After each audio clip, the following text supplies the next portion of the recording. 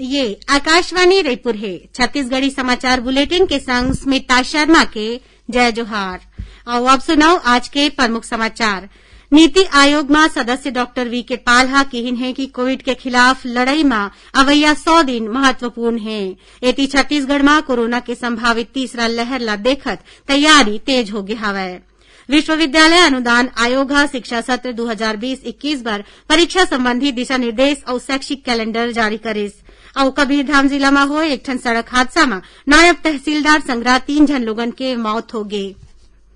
देश भर में 18 बछर ले ज्यादा के सबो लोगन मन बर सरकारी केंद्र मन में मुफ्त में टीकाकरण अभियान चलाए जाथे। आप मन ले अपील है कि कोविड रोधी टीका जरूर लगवाओ। कोरोना महामारी बर कोनो किस्म के कोताही झन बरतो। जब तक जरूरत नहीं है घर ले बाहर झन निकलाओ और ये सरल उपाय के पालन कराओ। मास्क लगाओ, 2 गज के सुरक्षित दूरी बनाए रखाओ, घेरी बेरी साबुन ले हाथ धोवाओ। लोगन मन ला कोरोना ले जुड़े जानकारी दे बर और उनकर मार्गदर्शन बर राष्ट्रीय हेल्पलाइन नंबर छत्तीसगढ़ बर हेल्पलाइन नंबर है 104 और 0771 223591। संगे संग राष्ट्रीय हेल्पलाइन नंबर हवै 1075। अब समाचार विस्तार ले।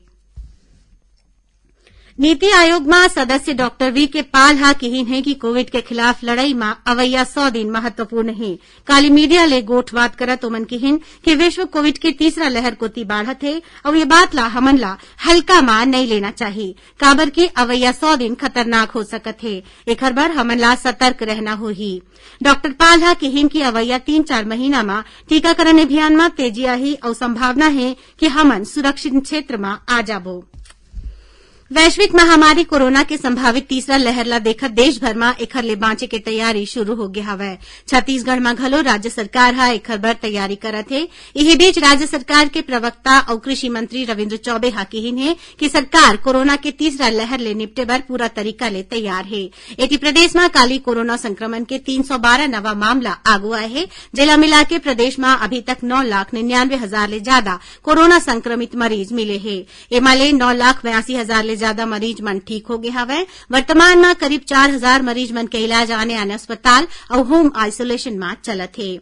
वहीं कोरोना संक्रमण के स्थिति में सरलग सुधार हुआ थे। जिला देखत रायपुर कलेक्टर सौरभ कुमार हा रात के कर्फ्यू ला खत्म कर दे हवै। संगे संग अब शहर के सब्बो दुकान व्यवसाय और प्रतिष्ठान मन ला रतिहा 8 बजे के जगह 10 बजे तक चलाए जा सकही।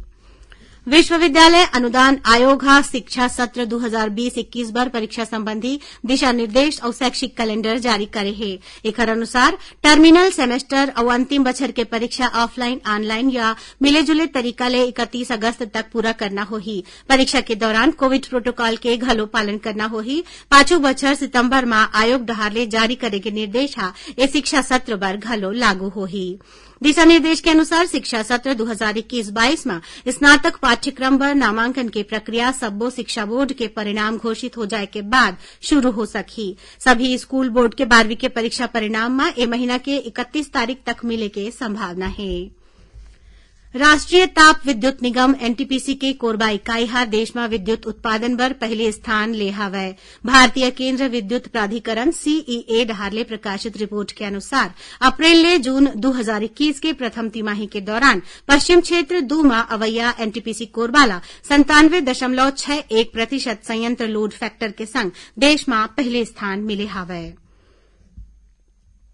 छत्तीसगढ़ सरकार के सुराजी गांव योजना के चर्चा प्रदेश में नहीं फिर जम्मू देश में होवत है। राज्य सरकार के गोधन न्याय योजना और गांव के गौठान मन में चलत आए मूलक योजना ले प्रदेश में ग्रामीण किसान और माइलोगिन मन के हालत ला सुधारे में मदद मिले है। जेखर सेती दूसर राज्य के अधिकारी मन घलो ये योजना ला समझे बर छत्तीसगढ़ आवत है। यही कड़ी में राजस्थान ले 12 जन आईएएस अधिकारी मन के दल 3 दिन के छत्तीसगढ़ के दौरा में हवै। ए टीम के रायपुर पहुंचे के बाद नवा रायपुर में राखे गए विशेष कार्यक्रम में कृषि उत्पादन आयुक्त डॉक्टर एम गीता और दूसर अधिकारी मन हा सुराजी गांव योजना के बारे में जानकारी दीन। एकर बाद राजस्थान के अधिकारी मन के दल हा धमतरी जिला के भटगांव के गौठान में गिन, जी हां ओमन ला गोबर खरीदी, वर्मी कंपोस्ट और सुपर कंपोस्ट के बनाए के तरीका ला देखिन। एकर अलावा ओमन हा दुर्ग जिला के सिकोला और केसरा गांव घलो पहुंचिन, जी हां पशु मन के चारा पानी के व्यवस्था और उनकर इलाज के व्यवस्था ला समझिन। छत्तीसगढ़ी समाचार बुलेटिन आप मन आकाशवाणी रायपुर ले सुनत हव। छत्तीसगढ़ के खबर ले है आपकी वास्ता और खबर के विश्वसनीयता ले है हमार वास्ता। आकाशवाणी समाचार रायपुर के प्रादेशिक समाचार बुलेटिन के संगे संग हमार समसामयिक कार्यक्रम आप रेडियो के संग अपन मोबाइल में घलो सुन सकत हो। आकाशवाणी समाचार फेसबुक, ट्विटर और यूट्यूब में घलो हावय। हमार फेसबुक पेज हरे Chhattisgarh news on AIR, Twitter handle CGAIR news और हमार यूट्यूब चैनल हरे छत्तीसगढ़ AIR न्यूज।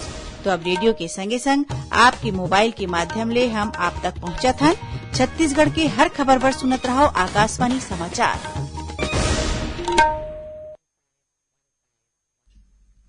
आओ अब आगू बाढ़बो बाचे समाचार कोती। छत्तीसगढ़ माध्यमिक शिक्षा मंडल हा प्रदेश के स्कूल मन में चलत पाठ्यक्रम ला लेके नवा निर्देश जारी करे है। एकर मुताबिक ए बछर घलो कक्षा 10वीं और 12वीं के पाठ्यक्रम में 30 ले 40% के कटौती करे जाही। मंडल के सचिव VK गोयल के अनुसार पाठ्यक्रम में कटौती के अलावा असाइनमेंट के माध्यम ले शिक्षा और मूल्यांकन के व्यवस्था ए बछर घलो जारी रही। ओमन बताइन कि पहली असाइनमेंट अगस्त महीना के आखिरी हफ्ता में जारी करे जाही। कबीरधाम जिला में होए एक ठन सड़क हादसा में नायब तहसीलदार संघरा 3 झन लोगन के मौत हो गए, उहें 1 झन दूसर मन के घायल हो गए हवय। मिले जानकारी के अनुसार नायब तहसीलदार हा 2 झन दूसर लोगन मन के संग 4 पहिया गाड़ी में बैठ के धवाई पानी गे रहीन। लहुटत खानी ट्रक और उखर गाड़ी के बीच होए भिड़ंत में 2 झन के मौकाच में मौत हो गए और तीसर मनखे के अस्पताल ले जावत खानी मौत हो गए। छत्तीसगढ़ सरकार हा निगम मंडल और बोर्ड में नियुक्ति बर तीसरा सूची जारी करे है। एमा राज्य शाकंभरी बोर्ड में जांजगीर चांपा के राजकुमार पटेल ला अध्यक्ष नियुक्त करे गे है। उहें दुर्ग के दुखवा पटेल, पवन पटेल, कवर्धा के हरि पटेल और कोंडागांव के अनुराम पटेल ला सदस्य बनाए गे हवय। ऐसने राज्य बीज और कृषि विकास निगम लिमिटेड में महासमुंद के अग्नि चंद्राकर ला अध्यक्ष बनाए गए हवय। उहें बेमेतरा के जालम सिंह पटेल, रायगढ़ के दिलीप पांडे और दुर्ग के शंकर बघेल ला सदस्य नियुक्त करे गए हैं। राज्य के आम नागरिक, शासकीय, अर्धशासकीय और अशासकीय संस्था मन हा घलो अब अपन नवा भवन के कंक्रीट के गुणवत्ता के जांच करा सकही। एकर बर इच्छुक व्यक्ति या संस्था ला मुख्य तकनीकी परीक्षक सतर्कता कार्यालय ला आवेदन करना होही। संगे संग निर्धारित शुल्क के भुगतान घलो करना होही। ये शुल्क ला ऑनलाइन या कार्यालय में जमा करे जा सकत है। शुल्क मिले के बाद परीक्षक मन के टीम हा कार्यस्थल में जाके कंक्रीट के गुणवत्ता के परीक्षण NDT उपकरण के माध्यम ले करही। अब थोरकुन समाचार सारमा। केंद्र सरकार हा बछर 2022 के पद्म पुरस्कार बर पात्र व्यक्ति मन ले निर्धारित प्रारूप में नामांकन प्रस्ताव आमंत्रित करे है। ये प्रस्ताव सिर्फ ऑनलाइन पोर्टल में अवैया 20 अगस्त तक मंजूर करे जाही। मुख्यमंत्री भूपेश बघेल हा स्वतंत्रता संग्राम सेनानी और छत्तीसगढ़ में किसान सत्याग्रह के प्रणेता बाबू छोटेलाल श्रीवास्तव के पुण्यतिथि में ओमन ला नमन करेन। छत्तीसगढ़ कर्मचारी अधिकारी फेडरेशन के आह्वान में महंगाई भत्ता के सेती प्रदेश के जिला मुख्यालय मन में अवैया 20 जुलाई के भोजन अवकाश के दौरान धरना प्रदर्शन करे जाही। रायपुर के जिला रोजगार केंद्र डहारले 19 जुलाई के रोजगार दफ्तर में भर्ती शिविर लगाए जाही। एवं निजी बैंक डहारले 240 पद में स्नातक उम्मीदवार मन के भर्ती करे जाही। रायगढ़ जिला पंचायत के मुख्य कार्यपालन अधिकारी डॉक्टर रवि मित्तल हा काम में लापरवाही बरते के आरोप में 3 ग्राम पंचायत के सचिव मन ला निलंबित कर दे है। कबीरधाम जिला में पुलिस हा करीब 91,61,000 रुपया कीमत के 9 कुंटल ले ज्यादा गांजा बरामद करे है। ये मामला में पुलिस हा 1 झन आरोपी ला गिरफ्तार करे है। और महासमुंद जिला में बसना पदमपुर मार्ग में पुलिस हा दुपहिया गाड़ी में गांजा तस्करी के मामला में 2 झन आरोपी ला गिरफ्तार करे है। इंखर मंतीर ले 1.5 लाख रुपया कीमत के 15 किलो गांजा बरामद करे गए है। आखिर में प्रमुख समाचार एक घाव फिर। नीति आयोग में सदस्य डॉक्टर VK पाल कहन है कि कोविड के खिलाफ लड़ाई में अवैया 100 दिन महत्वपूर्ण है।